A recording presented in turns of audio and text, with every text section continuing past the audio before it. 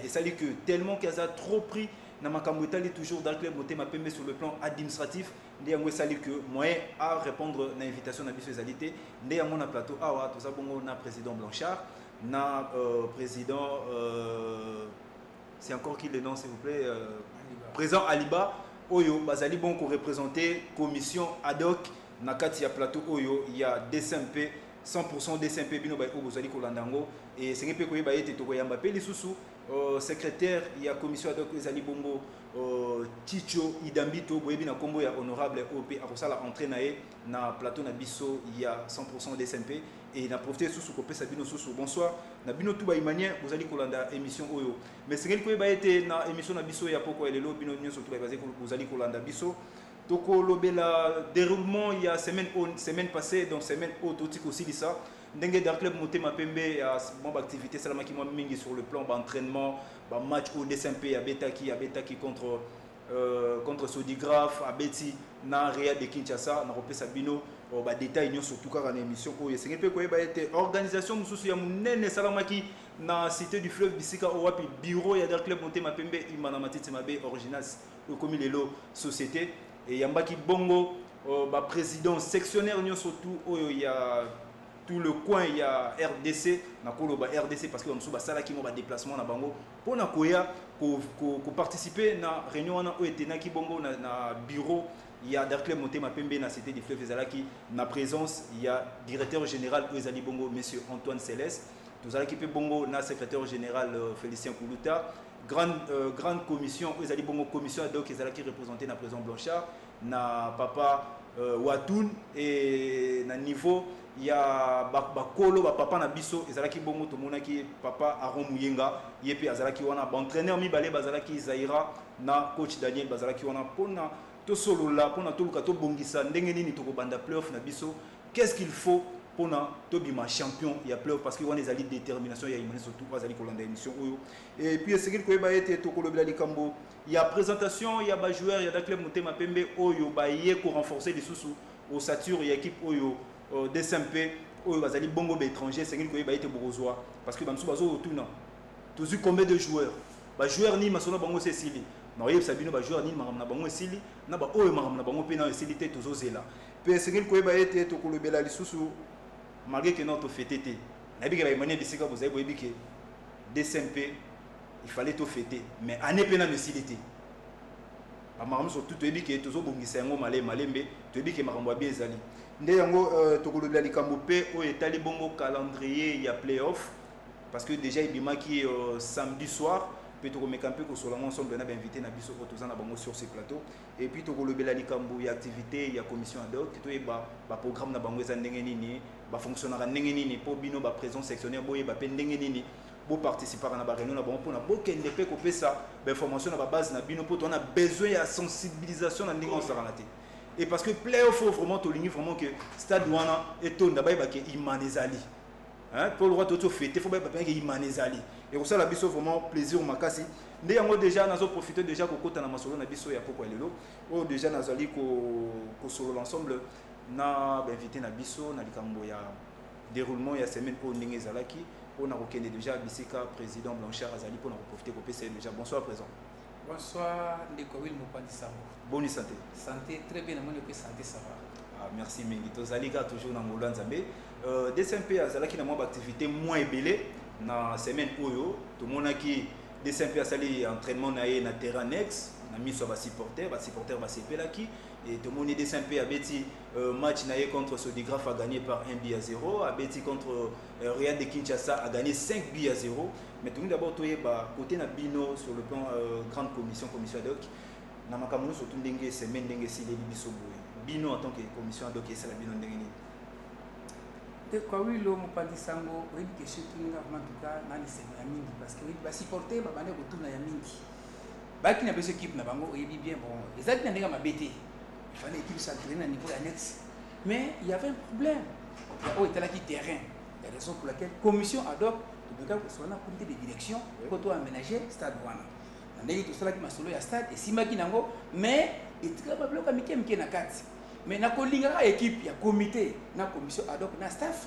ba ko mona que non mais puisque entraînement bato on a tongo le quoi oui le obi c'est combien entraînement ba 8h 9h na niveau ya Tata Raphaël obi ndeko na komi sous la pluie maya mi se kitingai ndeko obi ke stade tondaki na mai na mai ya kalamu mais ba imanie ba ebele ko l'équipe na bango ndeko sala kinga plaisir mingi yango ebi d'abord ndeko na ko remercier ba supporters ya mingi ba lembate ba continuer et puis comité peut va continuer donc sentiment na biso na commission ad hoc na ba supporter na ba imane nyos komona ke no nde ba mona ki ba joueur na bango bata se préparer na porte na bango en tout cas ba sentiment ya mingi présent liba na linga pena yo kapé yayo par rapport ya ba activité salami semaine oyo parce que semaine les qui vraiment chargé et bino musala oyo bosali pour na toujours pour convaincre ba supporter parce que zala qui peut moins benda bika et surtout na terrain annexe ba mususu tête ko sala tête ba mususu to sala.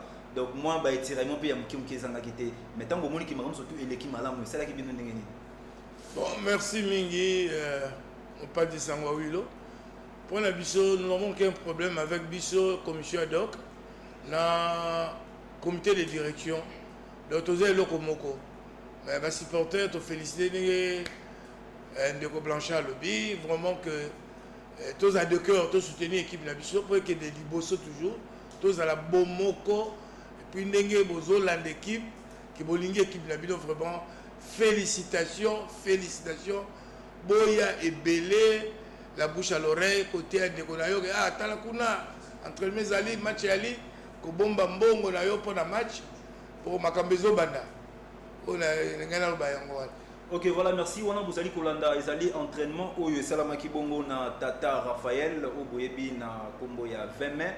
Donc entraînement on est salama qui vraiment na mbula ndenge bino moko bozali komona mais bomoni ki ba supporter ba yaki kaka pour na ko répondre toujours ba tala ba joueur na bango ba joueur nini o ba obeti la bango na playoff pe ba joueur vraiment bazala ki wana toujours malgré que moi mbule déranger qui mais et ça dit que entraînement et salami na ndenge longo bani mais c'est que ba été kaka na Tata Raphaël DSMP a betaki contre Sodigraph DSMP a gagné qui par 1-0 ezalaki bi ya par semaine ezalaki ya na passe ya Junior Koné oh le bozo benga Koné les ballons donc yé pena mikolo nga nazo benga ye call parce que yé atandenge ballon zo ya ndenge nini yé yo don zamba réception donc yé ba l'équipe mangé na makolo te en tout cas ba joueur tozo féliciter vraiment na kati ya DSMP ba qualité pena ba joueur a boissa la biso bien omoni Koné omoni par semaine omoni Zito omoni Sissoko omoni Bangala omoni Joël Tempo et ça la biso vraiment bien au monde qui va oza yo montant hôtel déjà au ça la fait classement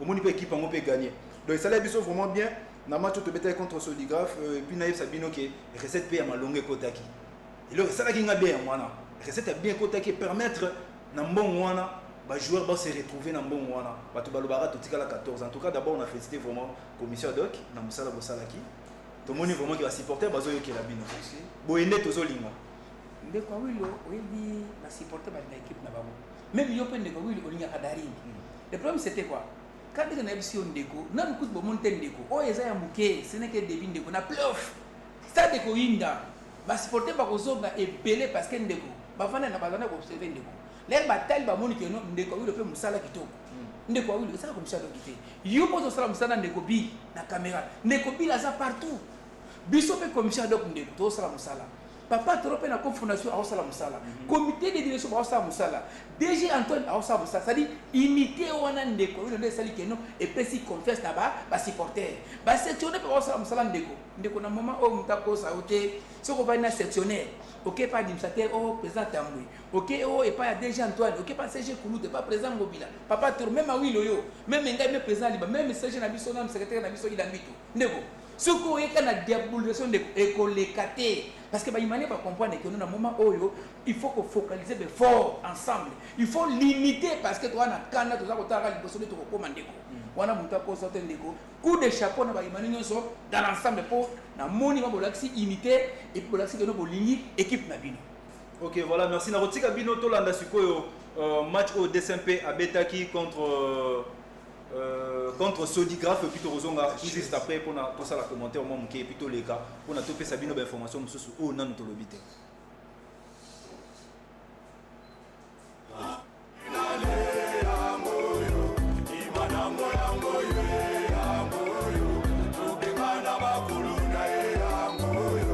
Asala manesans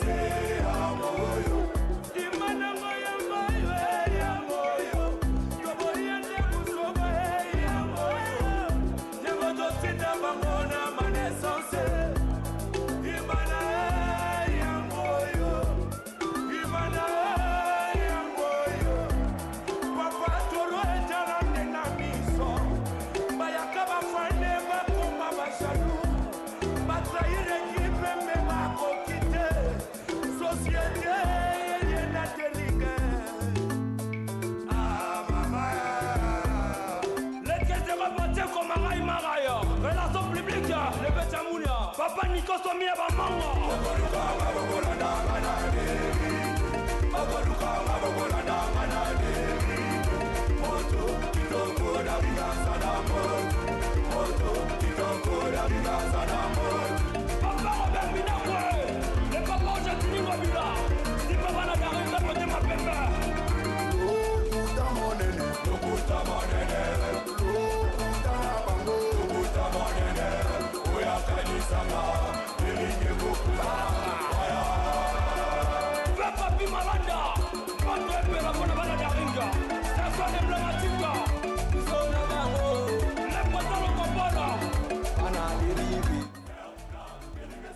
Voilà, on a Bozolanda match à Darkle Motema Pembe contre Sodigraph.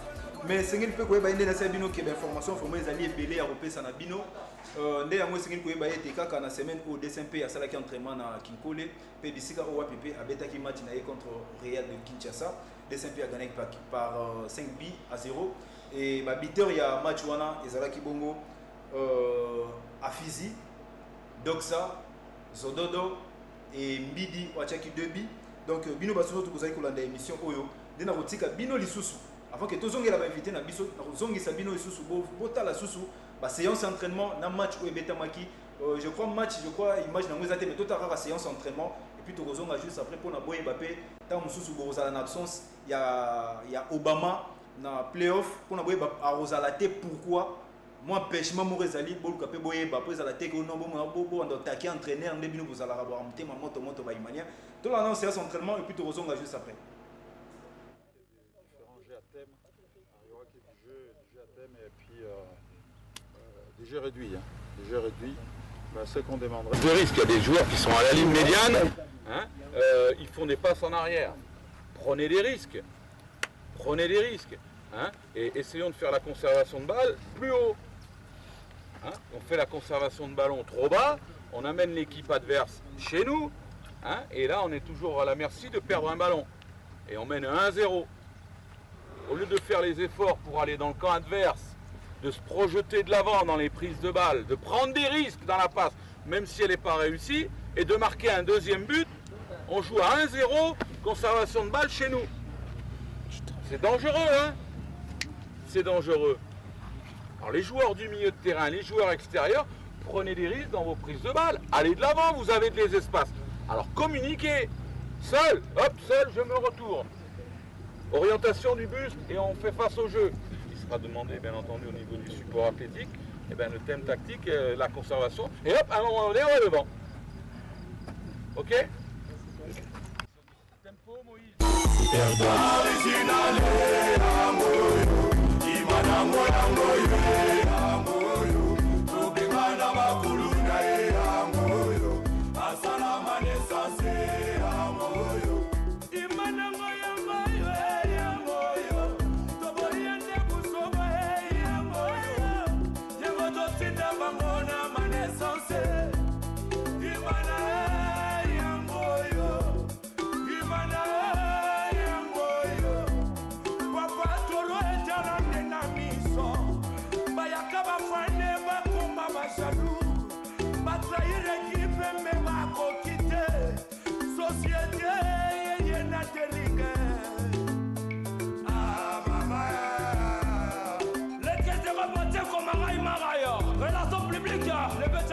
Papa nikosomia bamanga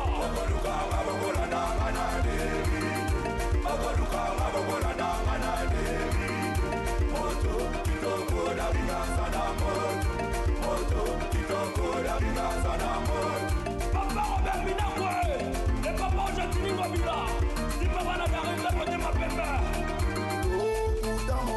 Lokuta monene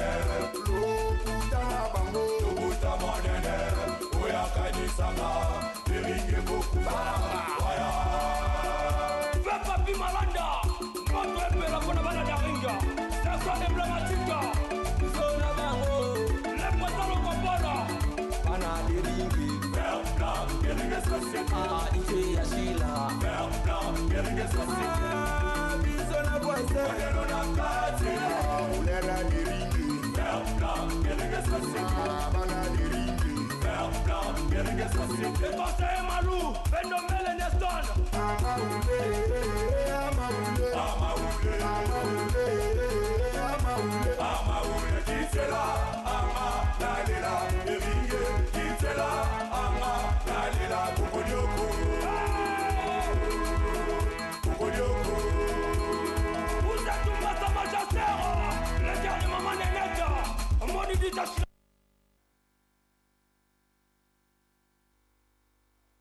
Ok, merci beaucoup. Diamant Bidizi, Bill Moké, na ba image ko toti kota là. Mais c'est qu'il peut être tendé na ça qui bino qui information sur oyo nano boyebité to le belano moi moké na likambo etali ba transfert ya ba joueur ya dar club Motema Pembe. Et c'est qu'il peut être na likambo etali ba transfert ya ba joueur ko ezala qui prévu oyo boyoka qui déjà na ba site internet, déjà na ba réseaux sociaux et panzana qui déjà qui est aux 3 joueurs étrangers. Oyo bakoya pour renforcer au Satur et Dar Club Motema Pembe pour la playoff parce que koyeba été ba joueur oyo ba dossier na bango DG Sili ezali Salif Keita na Ava Sissoko nde bango nde bazali ba joueur oyo ba dossier na bango Sili ba CTI na bango Sekomaki mais ezali na joueur moko parce que baza 3 joueur moko nde na antisiko na vraiment CTI na yete tozozela na niveau ya fédération gabonaise batinde la biso na niveau ya fédération na biso batinde la biso CTI na ye pona to zo yango pona ba azala qualifier pona playoff oyo parce que tozana besoin na ye oyo boyebi na kombo ya Kabore asa joueur moko asa bon donc tozana vraiment na ba joueur nyo surtout tellement que baza pe belé tozana besoin na bango ba ya toujours pour renforcer équipe wana mais to le bela sikoyo réunion oyo et salamaki na cité du fleuve oyo ezalaki na présence ya ba président sectionnaire puis grande commission ezalaki wana et DG azalaki wana mais ceux qui développent tout ça na bureau ya kitoko loko la cité du fleuve mais pourquoi pas couper ça peut merci na président Jontini Mbaka Ngobila pour développer ceux qui développent ceux imane tozo loba c'est grâce à mutu wana et à mon fomo ba flair bisika azali le président Jontini neto ba toujours umela yo bena umela na yo et ça la biso rien mais déjà to yambi pe ticho idambito honorable oyebi wazali secrétaire ya commission ad hoc oyo atikokota kaka siko na plateau na porter déjà pour ça bonsoir bonsoir à Willy le grand journaliste bonne santé tok na rolinga mbalamoto kota na masolo ya réunion oyo salamaki na cité du fleuve oyo zalaki na présence na yo pour zalaki wana d'abord to lingi d'abord to yeba nano biti ya réunion ni zalaki bon par rapport à hiérarchie dans ce permis on est biso de une clamouté à Pemeza équipe ya l'organisation prévenir que zomona bisika nyonso ba deng bazali neti pota Jontini Ngobila gouverneur on est assuré parce que ça pepe organisation ils encadrent mana bozomona président Bayo bozomona le président Bemina ko comment zo fani ça makambo o tozo benga mikolo bango so ba umela donc vu esprit et chiwana organisation na kati ya Motema Pembe préféré président Blanchard pour la question. Merci beaucoup président Blanchard. Bakaka, objectif d'abord il y a réunion ana ezalaki. Merci beaucoup Sek Nangai Idambito, c'est ça la sagesse yango qui a ipsino que na imana to tonani na maye libeli. Vraiment au point sango beaucoup plus na question na yo. C'était comment? Diri na coutume nango. Ba imane bola nanga très bien. Na kati ya imana to na coutume na biso o boyebi ke notre bakango diri ni fort et imbattable. Donc et ça qui likambo ya leloté. Ils appellent comme c'était comment? DG Nabiso Antoine de la société na CG Koulouta. Un d'abord, babanaki na niveau ya une fondation où quand même papa Toro. Bavanaki babeta ma solo parce que calamité playoff. Même na Katamboka, même na société partout football solo là. Bavanaki tolo banato e basiko to kantame playoff ndenge nini. Ndenge ma solo beta maki na papa Toro, le cofondateur. Mais le fondateur s'il vous plaît pardon. Les basole sili na ba administrateur na biso babe ko suka awate to va na peine na ba supporter c'est ba représentant ya ba sectionnaire biso ya ba section nyos tant que comme ce qu'on a niveau ba sectionnaire to kana ki boye du fait que président Ngobila on je salue en passant vraiment en tout cas mes respects na cadre o ba poni na autorité morale et ça siège à Deri en tout cas coup de chapeau donc kenek na niveau ya côté du fleuve tant que comme pour na cité du fleuve to vanaki président Liba Zalaki Oyebi as un membre, doyen, à Kamba déjà ma solo au président Liba. Et puis tout voilà qui pena c'est Idambito.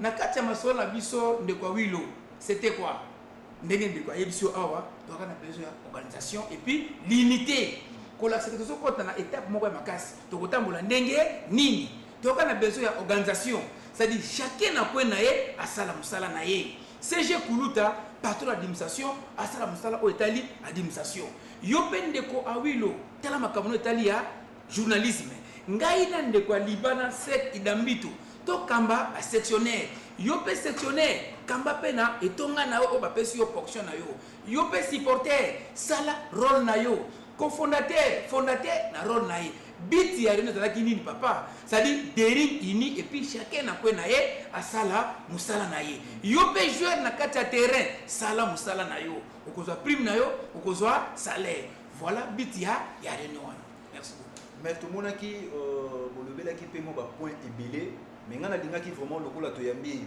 commission ad hoc na linga qui plus to marteler sur le plan sensibilisation na ba base parce que là on a vraiment les lots ce qui batu mingi bazo ko esaka belle wana kaka Awilo communication mais or eza makambo belé eza kaka Awilo te il faut to kabola ya ndenge présent Blanchard à lobby il faut musala surtout mutaye ba musala na ye eza te que non sala ka no réunion na ba section na yote na ba membre na yote ko mo ko c'est la Awilo ber o communication eza te est-ce que ngane na ba base na bino pona na opesa bino information présent liba papa toye banano parce que playoff ezo banda ti sikoyo tozo comprendre te na côté na bino bozo ko s'organiser ndenge ni merci nous accorder la parole na choki de président Blanchard à lobby que Tolobaka 12e joueur c'est les supporters et les premiers sponsors du club c'est les supporters donc derrière ndenga zana tout sur la besoin de fanaticité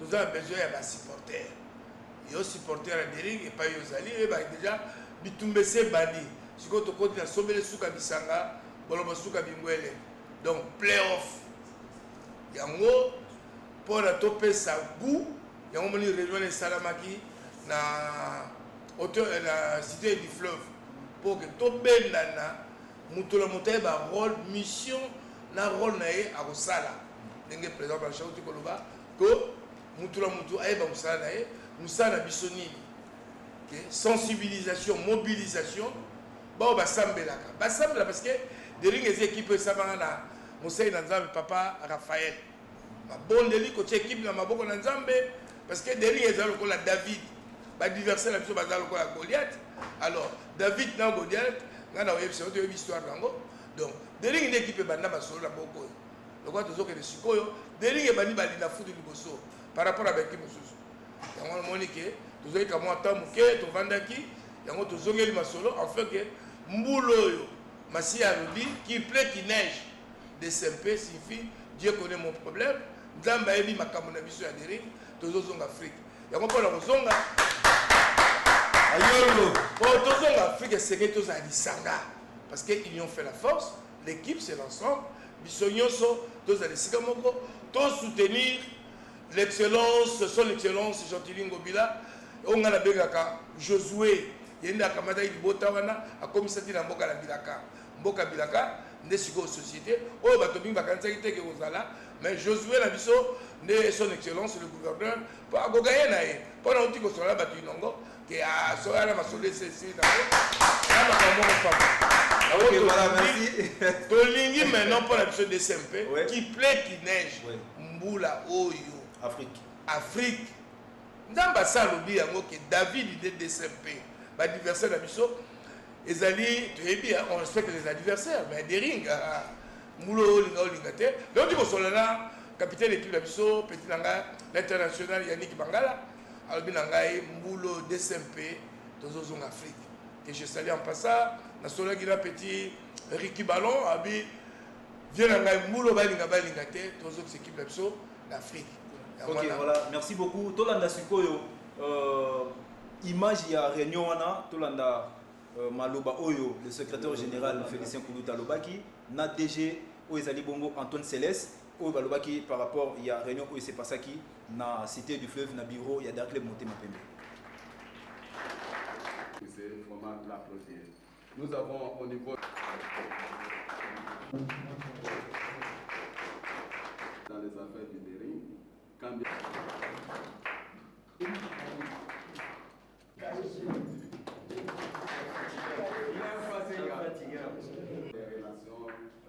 publiques en ce qui concerne la gestion. Vous êtes les représentants des supporters, vous avez des questions au niveau de... C'est le modérateur, le représentant de la cofondation, commission ad hoc, que vous avez répondu dans laps de temps. Nous avons souhaité cette réunion, je crois qu'on l'a décidé le mardi, au cours de la réunion du conseil d'administration. Nous avons proposé que nous devons rencontrer les supporters pour que les 48 soient là afin que nous puissions parler le même langage avant d'aborder le play-off. Et nous estimons que cette réunion ne sera pas la dernière. Il faut que nous puissions faire un calendrier au moins parce qu'on aura 14 matchs à jouer et il faudra que nous puissions nous parler chaque fois à la suite des événements. Et c'est de cette façon-là que nous pouvons tous évoluer. Et je crois que le DG a... Au-delà du point de vue juridique, je voulais vous répéter que c'est, comme l'a dit le secrétaire général, c'est l'unité qui fait la force. Et notamment que le Daring a une devise, c'est Daring uni est imbattable. Et ça, je l'ai véritablement remarqué depuis les derniers mois. Parce que quand chaque partie du club, quand je dis partie ou partie prenante, c'est-à-dire la grande commission, la cofondation, la SBL et la société, quand chacun reste dans son petit coin à parler entre eux, entre lui, et ne pas aller voir les autres, et qu'on ne puisse pas être réunis, eh ben on est battable. Et on l'a vu lors des derniers mois, on est battable. Parce qu'il y avait un manque de communication. Certainement à tort de la société, certainement à tort des autres instances, mais parce qu'on n'a jamais réussi à se réunir. Et aujourd'hui, si vous êtes invité ici, je vous le répète, c'est parce que c'est la maison du Daring, ici. C'est le siège de la société. Et la société, comme vous allez tous être actionnaires, puisque le capital est ouvert à Ecobank, c'est votre siège aussi. De droit, vous pouvez venir. Et ce que je veux répéter, c'est qu'il faut l'union. Il faut qu'on soit fort face, déjà pour que nous, on ressente, pour que les joueurs ressentent aussi que derrière, les verts blancs ne sont qu'un, et aussi pour montrer à nos adversaires que nous sommes forts. Le premier objectif qui a été donné, et c'est l'objet d'ailleurs de la venue de la société, de la création de la société, et du développement et de l'arrivée des Blancs à Kinshasa. C'est la volonté farouche que le Daring revienne sur l'échiquier déjà congolais, du football congolais, et ensuite revienne en Afrique. C'est ça le sens aujourd'hui de notre travail. C'est que le Daring revienne en Afrique, n'est-ce pas? Donc, puisque l'on connaît tous cet objectif, je rappelle que le Daring, même s'il y a différentes structures, on restera et on reste toujours unis, et le Daring reste le Daring.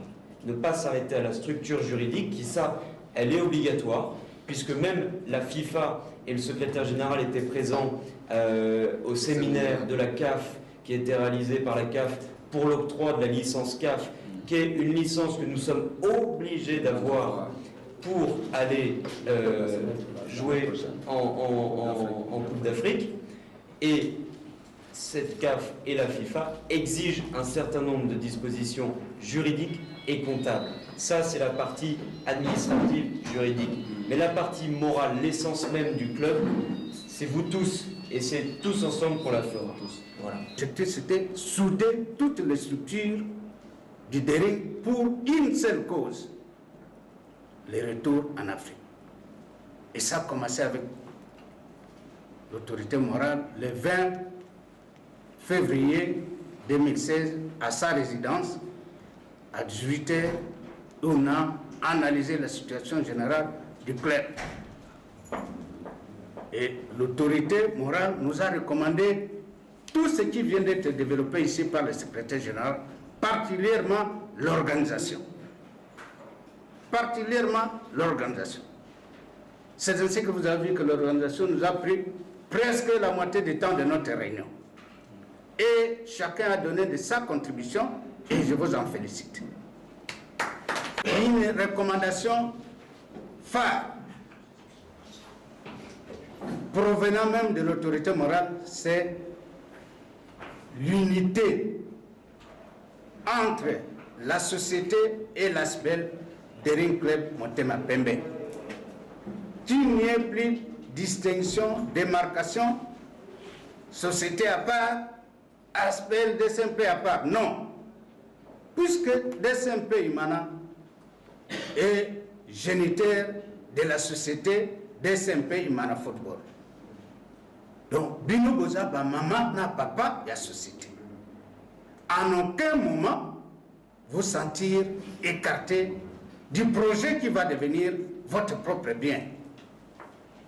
Et ça, nous avons été édifiés par l'intégration sociologique du DG et de coach adjoint, ainsi que de l'intendant lors de nos réunions. Le bosso tozako ça la réunion, biso na biso, bango na bango. Aujourd'hui, ça a changé. Pour la réussite du playoff, il n'y a plus de réunions en aparté.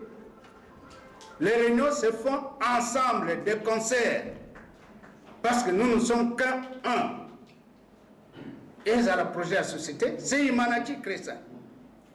Et ça, l'aspect, c'est toujours le prolongement, la source même de la société. Donc, nous devons rester unis et travailler des concerts. Et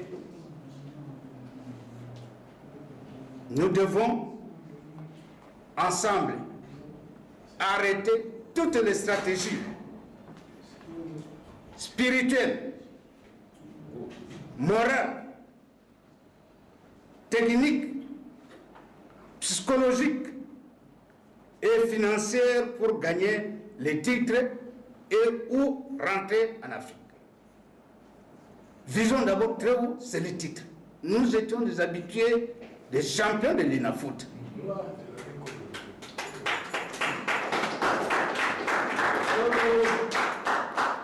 Les autres, bah oui, quand l'anabiso commence à nous rejoindre jusqu'à nous dépasser. C'est notre propriété, c'était notre propriété. Chasse gardée. Les titres à l'INAFOOT, c'était chasse gardée à DSMP. Mais comment nous pouvons tolérer que pendant longtemps, et comme étranger n'a équipe d'ambition. Donc, toutes ces stratégies, nous les récupérons.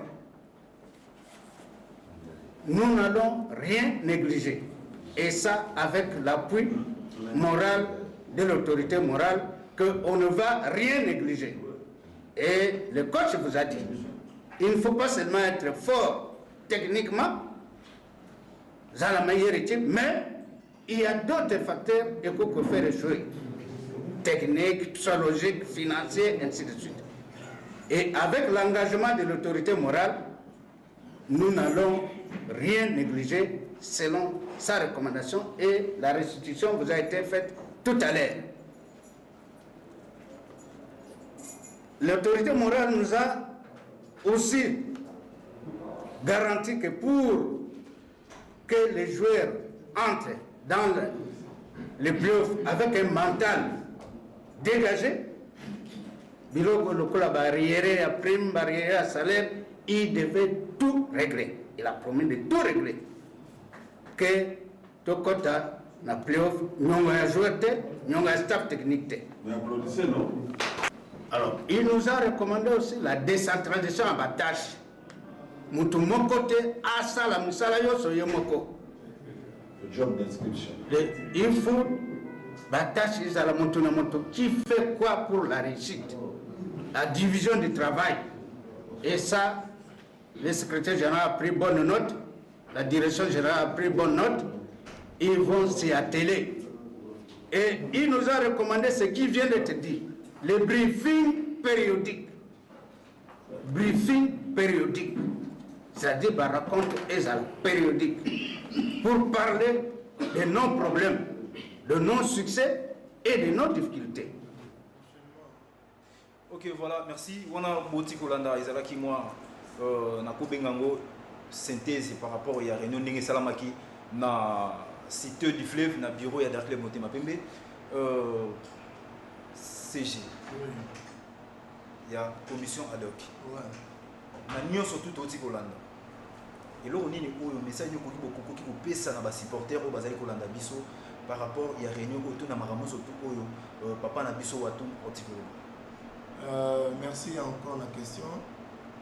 Moni lokola moto nyonso na kati saki na braza awa abongomaka mais avant okatisa bongomano wana ezali kotika na nsima na makambo nyonso bien soki na ndako bana ofute minerval provision fe ezala biso na imana lasike eloko tokota na play off il faut unité ezala apart otuni naoki alobi bien alobi désormais baréunion eza kaka te kaka ya cofondation asali kuna comité asali kuna il faut tosaka baréunion siko ensemble yango elakisi unité na bongo kutu aliba azali bango déjà ka grande commission ezaka mpe bongo tradition imana ezaka mpe bongo kaka neti bongo ero mwa moke yango mpe frappe biso mwa nafuta yango tokosi kozwa te biso tozaka bakolo nango yango lokola tozongeli batradition wana okomona lokola mokolo sa mokolo limaso mais lebaka solo.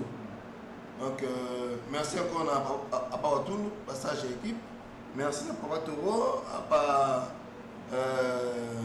Yenga Bangonyoso, tout merci. On a une grande commission et ainsi autant me le dire Bangomba lobby, tout ça bana, partout bana baba kolo, on a avant coloté, nous avons ba oyoso là quoi aéré quoi aéré non, tu mets ta awa tête que kuna pas kepo et le côté comme gagner moi donc le lobo pesi ba kolo raison qui par ba kolo ba lobi biso ba oyo to tikaka ba kolo ta kola na nzela bozomona ndenge toza posé hein et mon côté là comment et Michel Manezo le cas avec beaucoup plus d'organisation avec beaucoup plus d'audition et on présente le lobby tout ça on a besoin de fanatique on a besoin de supporter il m'a là commis soit l'ali ah la caisse on a compris 15 dollars faut 25 pendant que les banques la banque na tcha donc ça to comme esprit wana esprit Real de Madrid Barcelone dinga ko da ba niveau na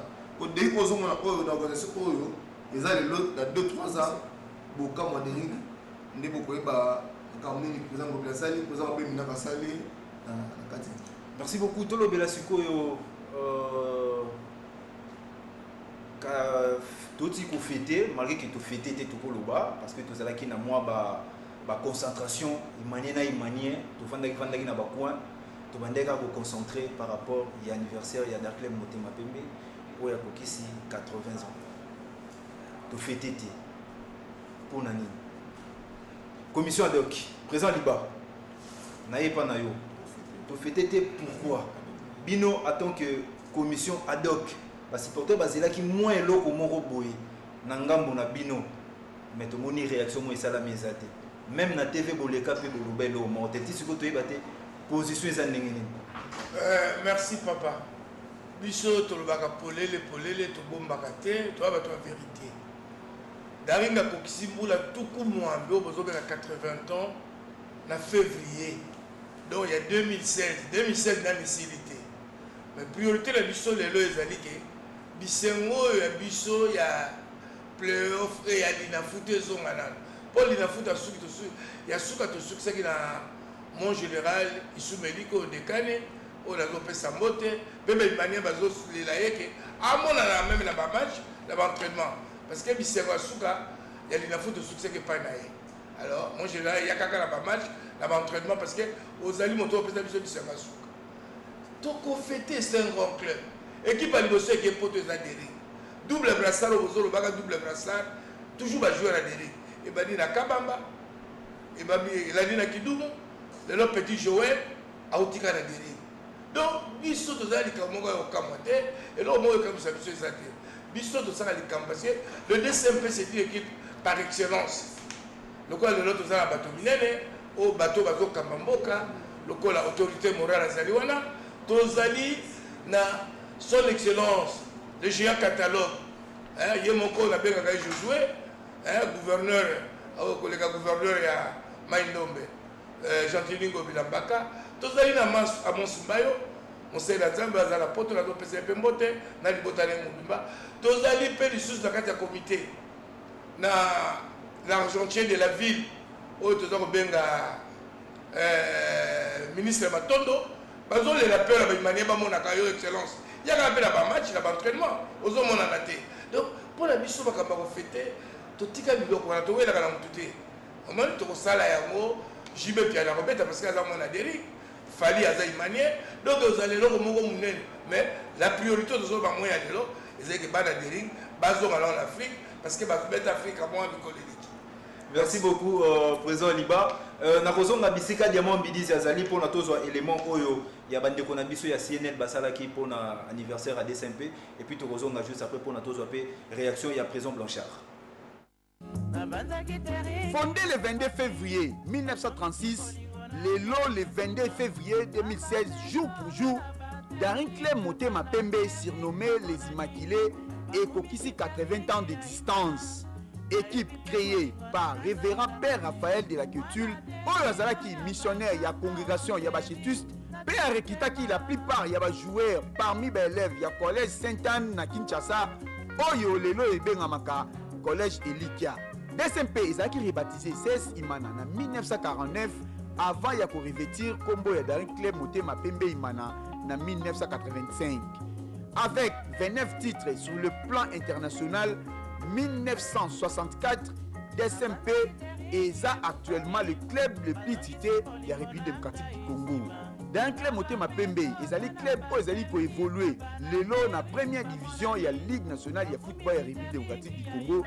Il y a communément la foot division 1. Car si depuis le 6 juillet 2015, dans le club Motema Pembe Imana, et comment sous statut de société anonyme, na objet sportif, ils allaient gérer na coprésidence, il y a Gentini Mobila, P. Henri Legardard. Actuellement, il s'agit de l'équipe ezali coaché na Mwimi Zaira, Oyazali, coach principal, P. adjoint naye, M. Daniel Breck. Et ça normal, bonne fête na baimania nyoso pour bandana maître Toro, tina ba animateur. Ekeyo. Merci beaucoup Diamant Bidizi, merci pe na bande kona biso ya CNL na élément qui toko vraiment bosela ki Daring Club Motema Pembe. En tout cas to sepeli nango ba imania pe bisika bazali ba sepeli Bill Moke bisika pe azali a sepeli na sima caméra. Mais ce qu'on a resenga na imania nyoso bisika ozali zwa siko papier na bik. Parce que bino ba imania bozape trop ya kolala, bolingi mingi ndako. Moni na player photo ni ba imania ndako te. Ba imania Facebook to boyi. Player tango zo banda biso tout na stade. Donc, soit déjà papier na bic pour ton le Mbappé ton rappeler Binokaka. Ton rappeler Binokaka. Donc, soit sur papier na bic pour na bozo sur première journée il y a Daring Club Motema Pembe sur bête équipe ni. Donc, soit déjà papier. Donc, to bandi so boza déjà pris ensemble nanga. Première journée ezala bongo na Libanda to banda Libanda to banda na Mungano. Ezala bongo le 5 mars na 15h30 na stade Concorde. Et puis deuxième journée Torobet à Bongo na Dauphin Noir, il à Awa. Il à 15h, il le 10 mars. Donc, Tata Raphaël, il y a vraiment ébélé, s'il vous plaît, surtout deuxième journée. Les 10 pénats, il y a ébélé. Vous avez Gamou, il y a aventuré. Il y a vraiment ébélé. Et puis, troisième journée, Torobet à tout puissant Mazembe. Et il à Kuna, dans le stade Mazembe. Nabi qui est surtout d'ici aux Ali, aux ADG, au CP là. Et puis, quatrième journée, il y a Bongo na Sangabalende, Awa na Tata Raphaël. Et vous allez bongo le 31 mars, à 15h30. Donc, nous avons un rendez-vous en athée. Donc, biso tout pena photo répondre présent. Et puis, cinquième journée, nous avons bongo na Lupopo. Wana kuna na Lubumbashi, na stade Kibasa Maliba. Et puis, sixième journée, derby. Contre V Club. Hein? Contre V Club. Donc, on a pena photo retourne ça pena stade wana. Oto salaki na alezaki mukie donc photo ya susu ebele koleka yango na osinga na commission de forme na bosa pe musana bino yango to ozongisa malobe pa na bango donc wana ekozala bongo contre V Club ekozala le 15 ekozala le 13 avril donc le 13 avril imane nyo surtout chango déjà na carnet na yo le 13 avril eza vita imana donc photo ya vraiment ebele na Tata Raphaël na 15h30 et puis 7e journée pour na to clôturer phase aller to kobeta bongo na Shark 11 ekozala Awa na Tata Raphaël et vous allez du 7 avril à 15h30 Donc, ils allaient calendrier, on a officiellement et pas le secrétaire général de Club Motema Pembe, ils allaient bongo, monsieur Félicien Koulouta, oyo apesinga eloko. Ngape musala na ngeza nini ya ko rappeler Rabino Raka. Boye ba match jour ni to banda robeta. Et on a bandi na phase aller. Mais phase retour na ko pesa bino non siko te to zela to beta no ba phase aller, beaucoup de déjà na bongo na bino boye ba déjà jour tel to na match tel, jour tel to na match tel. Et on ça la biso vraiment bien. Et puis to l'équipe directement pour notre élément, il y a entraîneur Daniel, il a qui bon na Kikole. Après ça qui biso moi d'explication par rapport il y a ndenge pas préparé na côté na bango. Parce qu'il faut heba. Playoff to préparer ngo batuni aussi. Communication ils ont préparé playoff. Commission ad hoc ils ont préparé playoff. Administration peut préparer playoff. Ba papa na biso peut préparer playoff. Donc ba joueur peut préparer playoff. Donc ça coûte et l'homme où il ensemble des en quantité. Maintenant on a depuis tout raison juste après. Parcours avant de venir au Daring. En tant que footballeur, j'ai fait ma formation à l'AS Saint-Étienne, un passage à l'OGC Nice et un passage à Saint-Dié en Division 2. Et puis après, au niveau entraîneur, j'ai été donc entraîneur de l'AS Beaune, National 4 en France, entraîneur de Saint-Georges National 4 avec accession, titre de champion. Entre-temps, j'ai été à la Fédération française de football, conseiller technique avec Gérard Houillet. Puis, en tant qu'entraîneur, j'ai pris le club de Gap au niveau national 4 et national 3, pardon, national 4, excusez-moi, et monté en national 3. Le club de Fréjus, national 4, monté en national 3. Puis, en tant que coach, des expériences à l'étranger, donc à Shabab en Arabie Saoudite, en tant que responsable de la formation, responsable des U17 et de l'équipe olympique, titre de champion, et adjoint à Michel Prudhomme, donc champion d'Arabie Saoudite. Après, j'étais au club africain en Tunisie, directeur technique du club africain, où nous avons été titrés à 6 fois. Puis par l'UEFA m'a été proposé un projet en Arménie pour mettre en place la formation dans le pays d'Arménie, où j'étais directeur de la formation et sélectionneur national des U15, U16, avec le titre aussi de champion. Entre-temps, mon expérience au club professionnel en France avec monsieur Guirou à la J Auxerre, qui m'a sollicité pour prendre la responsabilité de tout le recrutement de la J Auxerre. C'est ce que nous avons fait. Donc, entre autres, en découvrant, en formant des joueurs comme Sagna, comme Kaboul, comme Diaby, voilà, avec des titres de champion et la Coupe de France à la J Auxerre, et la responsabilité des cycles de formation. Mes ambitions, c'est d'abord de faire progresser le groupe, de faire progresser les individus, même si certains ont déjà de la maturité, faire progresser les jeunes. Donc comme on a pu le voir ces 4-5 derniers matchs, des jeunes sont apparus alors qu'auparavant on ne les avait pas vus et ils nous ont donné entière satisfaction. Donc mes ambitions de faire progresser tous nos footballeurs, de faire progresser la qualité de jeu, la qualité athlétique de nos joueurs. Et oui, de retour, vous venez de suivre là le coach.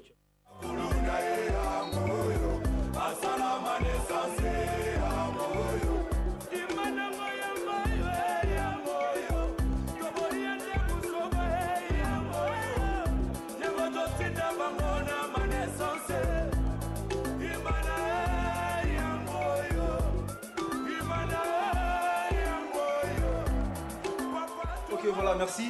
Pour nous profiter directement pour nous connaître na baimani surtout bozolanda émission oyo pour notre dossier Italie Kevin par semaine parce que azali joueur oyo vraiment to ligne mingi Obama oyo les lois ça dit vraiment plaisir ça parmi babiteurs il y a championnat oyo il y a lina foot puis surtout na club Motema Pembe et c'est que ba être David par semaine azali sélectionné l'équipe nationale na bango il y a Martinique donc ningeza wana azobeta championnat moko ya États-Unis ils ont banda le 9 le 31 juillet.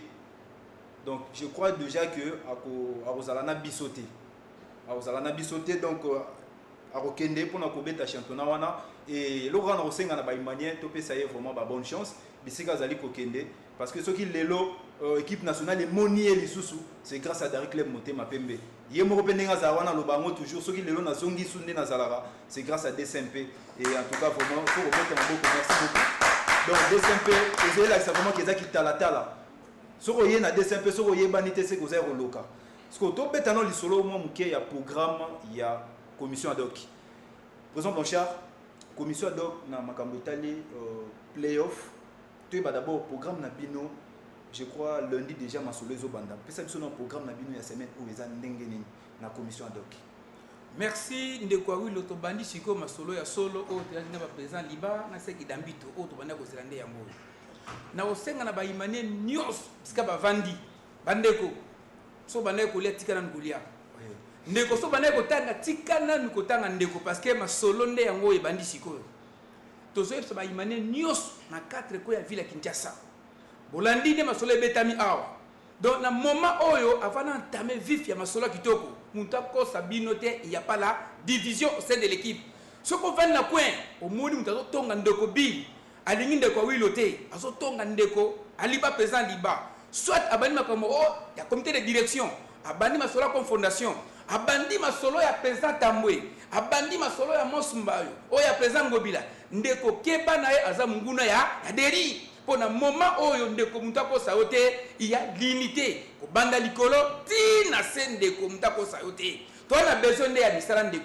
musala ko balisusu esa te ndeko kolinga te to récupérer so to récupérer yo ndeko so na kati ya comité na kati ya grande commission na kati ya ba sectionnaire ndeko place na même yo ndeko Awilo to ko botolo émission oyo même yo ndeko bi so ko sali faut pas to ko botolo émission oyo parce que na moment oyo ndeko président libération ça disait ti Léopard ana kandana lio na kati ya zamba do maseki esati bona oyo tali programme bandeko nanga ba sectionnaire d'abord na remise bino ya mingi na musala kitoko oboya ko sala en tout cas esa fierté ya bureau parce que union fait la force donc tous autres travail na bino vraiment en tout cas na bolingo pe na boyokani lobby to ko senga na tous les sectionnaires bisika bovandi ndeko oyo azola na biso supporter yebisa mukambia etonga na yo rien que les sectionnaires ndeko na 16h na permanence ba président kaka so va empêcher à commander mutu ndeko la nanga très bien ndeko na lobby te que dans une section 2 3 jamais tu as besoin d'organisation et ça ma solo ba sectionnaire donc une seule personne na kati ya section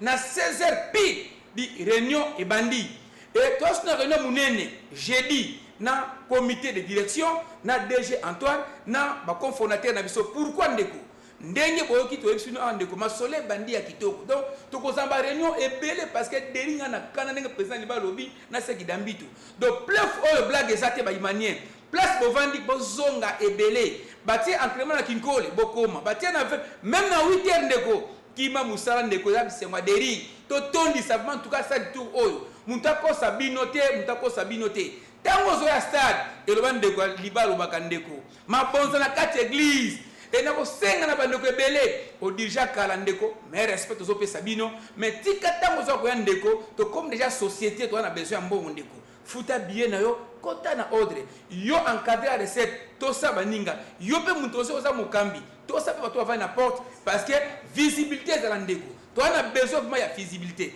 na niveau ba section bo tenir ba réunion ne to option ndeko to na besoin en tout cas ya ba PV na bino et to na besoin siko pour préparer biso la réunion lobby ba siège na bino parce que ne to kan vraiment ndeko bo za lobby surplus na réunion lobby to so bana ba descendre ndeko tout Kinshasa ko vibrer mobilisation ya massacre ndeko bi na zo episode direct caméra ndeko yebisa comité yebisa DG Antoine alukila o caméra ndeko parce que bi il faut ça la 3 a Awilo na ebisi opika tour oyo omoni bokulaka atomboki omoni David atombo de ba sectionnaire na otaka te parce que vous ebele na boya polémique baza na kanda osakana te ndeko do bana méchant et on a ebisi ndeko ba sectionnaire lobby vraiment en tout cas na 16h to kutana ebele parce que moi to bête ma solo stratégie awa ezate wana ma solo ya 4 to bête ngo lobby parce que to bani to affronter au état en tout cas playoff oyo. Merci beaucoup Sek Chicho.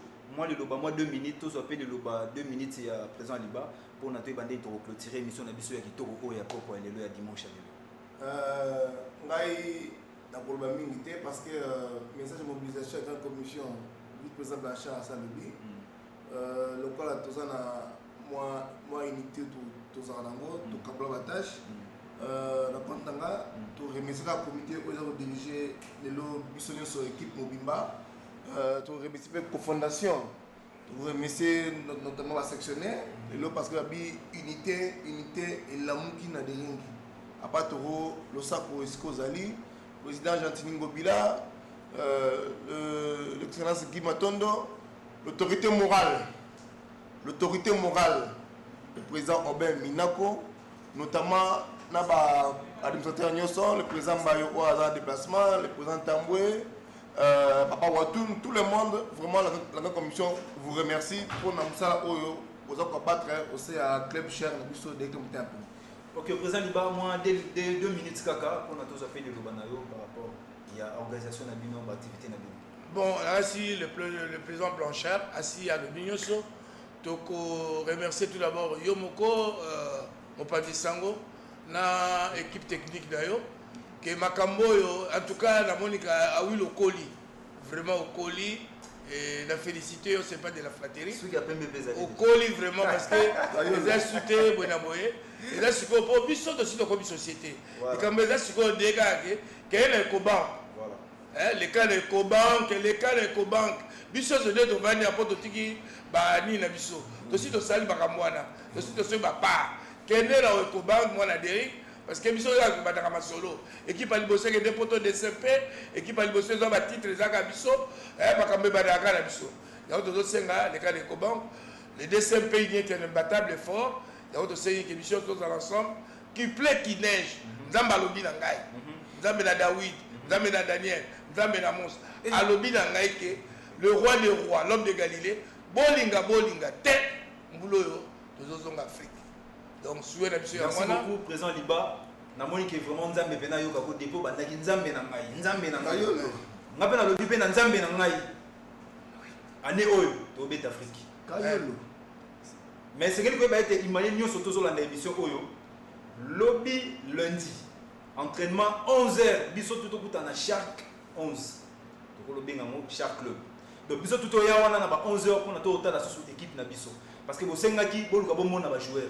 Kinko les amusika yango mo ba bendi bino sikoyo na terrain ya chaque to ya wana na Gombe na ba 11h pour na kotala ndenge nini préparation ya playoff ezo banda donc le 5 déjà masolo ezo banda donc mutola la za sauté moi 2 personnes kaka oui belete merci beaucoup ndeko ngana baxelo moi en tout cas mes excuses en tout cas parce que TV zango ndeko nazo yebsa yona ndeko bigo biso poto leka awa CG pour to sola na yi et na koyeb sabino ndeko na télévision avant supporter à leka azo manda ya bureau ya grande commission pour la profiter ba dérapage alors maintenant je salue vraiment en tout cas président Ngobila vraiment en tout cas les patrons le comité de direction fana musala munene au sal le gouverneur ya Maindombe en tout cas félicitations vraiment en tout cas papa na remercier encore l'autorité morale na boss le fondateur papa Toro na boss na vraiment Amos Mbayo bisiko vandi papa na musala kitoko ozo kamana niveau ya commission ad hoc yango to remercier ya mingi na ko bossa na te vraiment les représentants légaux ya Asber le vieux Cornel Yoke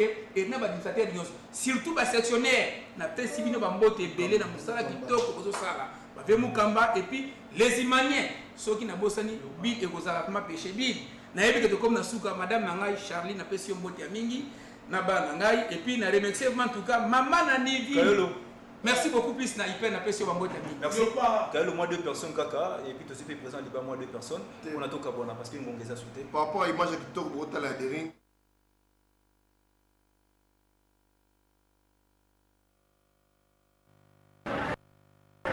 Mama coupé.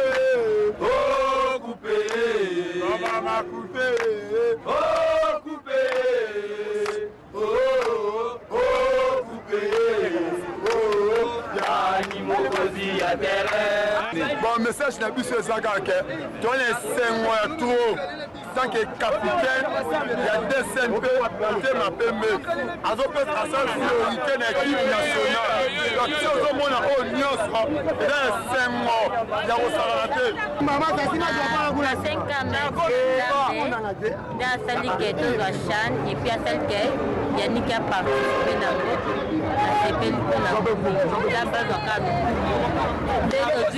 et puis tout la bébé la vie comme on a Latina bébé Chan.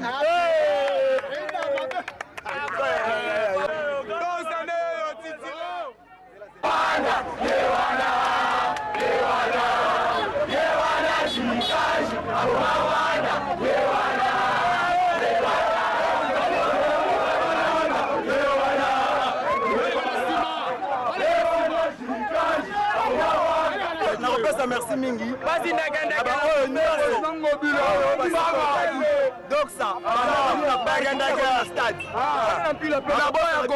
Maman est très contente pour le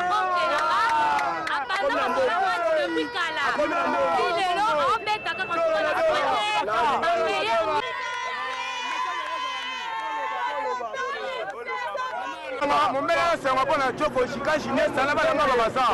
Moi, il met des robots, il a soutenu Choco, il est dans la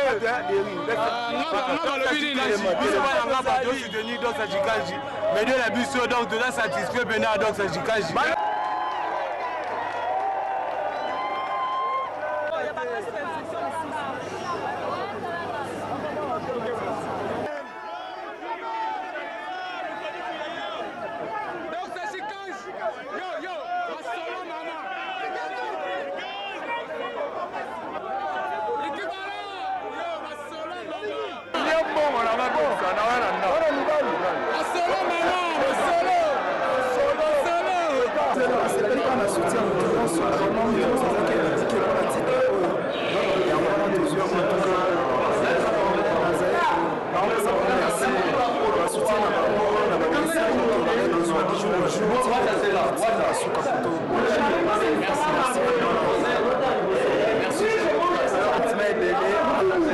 Deuxième fois, on a participé à la chaîne.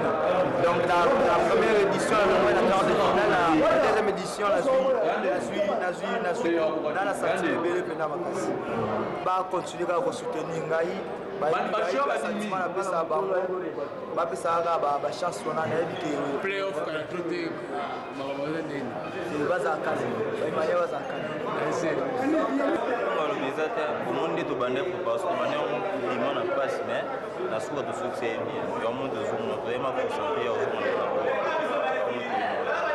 Bon message est là pour le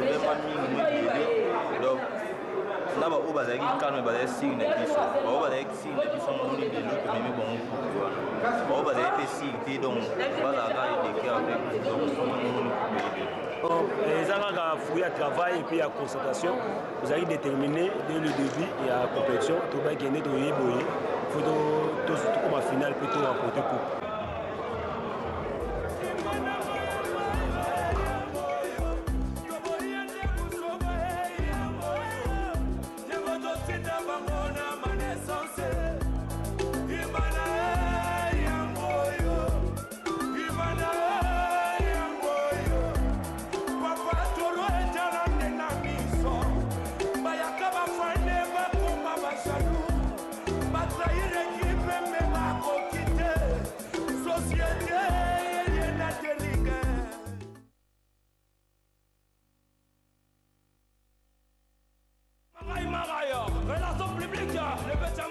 Papa Nico Somia Bamango.